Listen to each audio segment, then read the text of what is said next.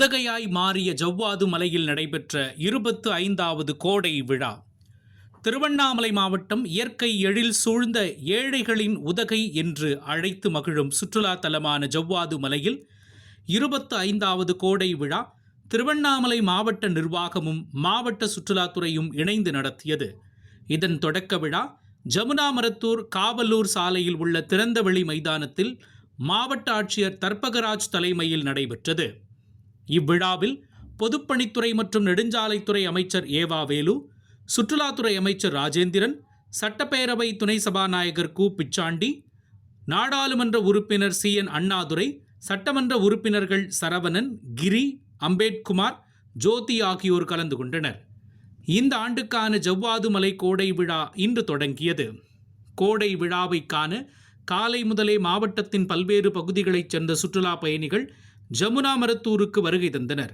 பயணிகளின் வசதிக்காக திருவண்ணாமலை, போளூர், வேலூர் உள்பட பல்வேறு பகுதிகளிலிருந்து ஜவ்வாது மலைக்கு சிறப்பு பேருந்துகள் இயக்கப்படுகின்றன. கோடை விழாவையொட்டி வேளாண்மைத்துறை, தோட்டக்கலைத்துறை, செய்தி மக்கள் தொடர்புத்துறை, கூட்டுறவுத்துறை, சமூக நலத்துறை, வனத்துறை, காவல்துறை உள்பட பல்வேறு துறைகள் சார்பில் அரசின் சாதனை விளக்க கண்காட்சி அரங்குகள் அமைக்கப்பட்டு கண்கவர் விதமாக இருக்கின்றன. ஒவ்வொரு துறையினரும் போட்டி போட்டுக்கொண்டு அரங்குகளை அமைத்திருந்தனர். குறிப்பாக தோட்டக்கலைத்துறையினர் கண்காட்சியில் ரோஜாக்களை கொண்டு இதயம் போன்று செல்ஃபி பாயிண்ட் அமைத்திருந்தனர். மேலும் ரோஜா பூக்களை கொண்டு டால்பின் அமைக்கப்பட்டிருந்தது. மேலும் கருப்பு திராட்சையில் முயலும், பச்சை திராட்சை மற்றும் பாவற்காய் கொண்டு ஆமையும் வடிவமைத்திருந்தனர்.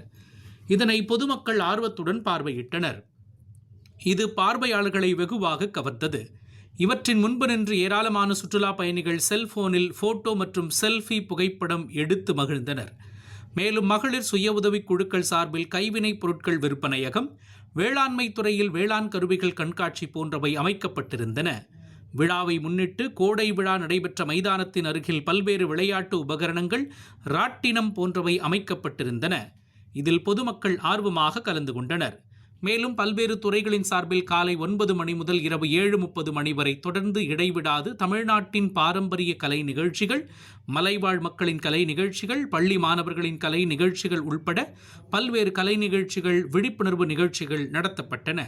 ஜவ்வாது மலையில் வசிக்கும் மலைவாழ் மக்களால் உற்பத்தி செய்யப்படும் காய்கறிகள், பழங்கள், பயிர்கள் ஆகியவற்றின் விற்பனை கடைகள், ஜவ்வாது மலை உள்ளூர் சந்தையும் அமைக்கப்பட்டிருந்தது. இவற்றை ஏராளமான மக்கள் பார்வையிட்டு தேன், பலா, பழங்கள் போன்றவற்றை வாங்கிச் சென்றனர். மேலும் 18,062 பயனாளிகளுக்கு ரூபாய் 121.78 கோடி மதிப்பீட்டில் நலத்திட்ட உதவிகள் வருவாய்த்துறை, ஊரக வளர்ச்சித்துறை, மாவட்ட பிற்படுத்தப்பட்டோர் மற்றும் சிறுபான்மையினர் நலத்துறை, வேளாண் துறை, கால்நடை பராமரிப்புத்துறை உள்ளிட்ட பல்வேறு துறைகளின் நலத்திட்ட உதவிகளையும் வழங்கி சிறப்புரையாற்றினர். உதகையாகவே மாறிய ஜவ்வாது மலையின் கோடை விழாவையொட்டி ஏராளமான சுற்றுலா பயணிகள் வருகை தந்ததால் திருவிழா கோலம் பூண்டிருந்தது குறிப்பிடத்தக்கது.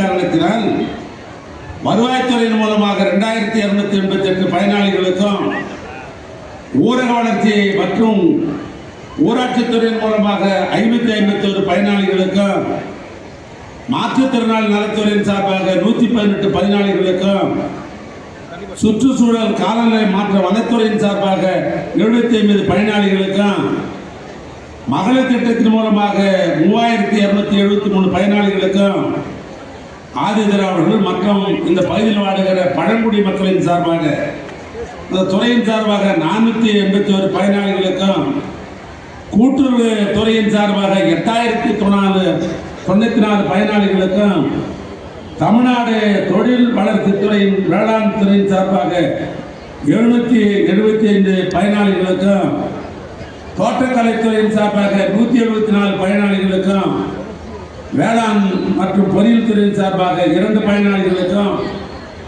மக்கள் நல்வாழ்வுத்துறை மூலமாக 272 பயனாளிகளுக்கும், தொழிலாளர்கள் மற்றும் திறன் மேம்பாட்டுத்துறையின் சார்பாக 1242 பயனாளிகளுக்கும், பிற்படுத்தப்பட்டோர் மற்றும் சிறுபான்மை நலத்துறையின் சார்பாக 42 பயனாளிகளுக்கும் இன்றைக்கு ஏறத்தாழ 18,062 பயனாளிகளுக்கு 121 கோடி ரூபாய் 72 லட்சம் மதிப்பீட்டில் பல்வேறு துறையின் சார்பாக பயனாளிகளுக்கு ஆணைகளாக வழங்கியிருக்கிறார்கள்.